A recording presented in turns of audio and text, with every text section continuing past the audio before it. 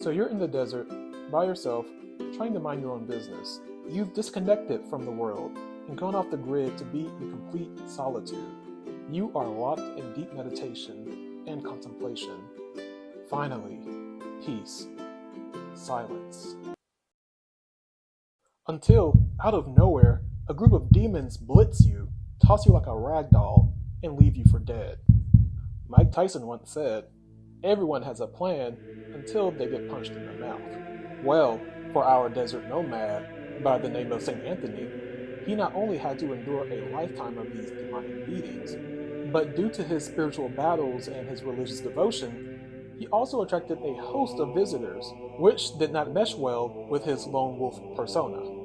St. Anthony, also known as Anthony the Great, Anthony of the Desert, or simply Anthony of Egypt, is known to history as the father of Christian monasticism, in other words, the father of the monks. He was a forerunner of the Desert Fathers, a group of monks who lived isolated in the deserts of Egypt and Syria during the 3rd, 4th, and 5th centuries AD. Anthony was by no means the first Christian to live the austere life of seclusion and contemplation.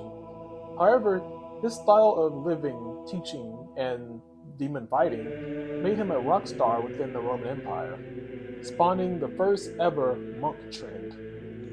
He, in essence, made the monkish life, or monasticism, stylish.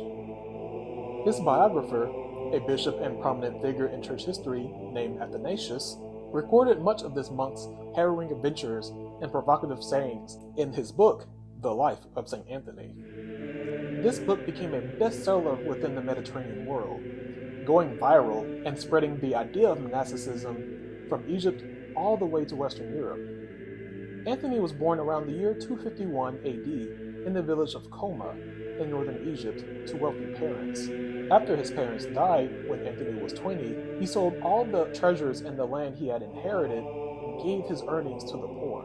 In imitating the life of an apostle, he took this drastic action after hearing a Christian minister quote Jesus, saying, "If you would be perfect, go, sell what you possess and give to the poor, and you will have treasure in heaven, and come follow me." Anthony only consumed bread and water, and continually fasted, sometimes skipping meals for a day or two. He practiced extreme asceticism, and focused singularly on prayer and the divine. But why would someone want to perform such tasks?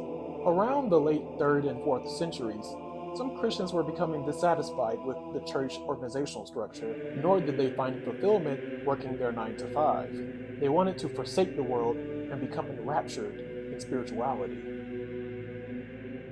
According to Athanasius' biography of the saint, Anthony was frequently tempted by Satan with boredom, food, and women. For instance, the devil would shapeshift into a fellow monk, offering Anthony plenty of bread.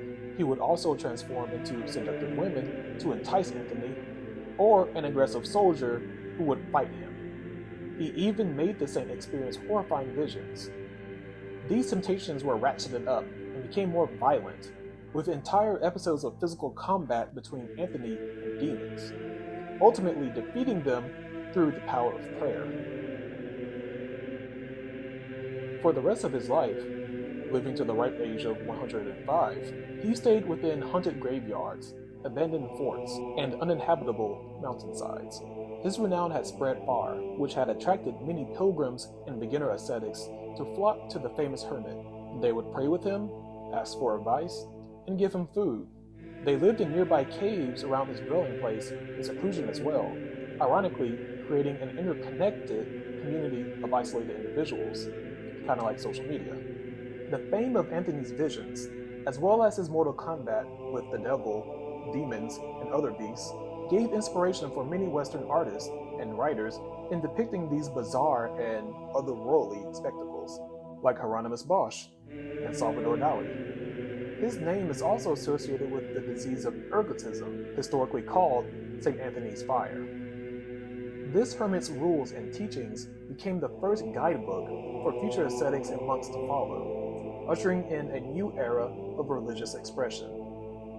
That's why he is known to history as Anthony the Great.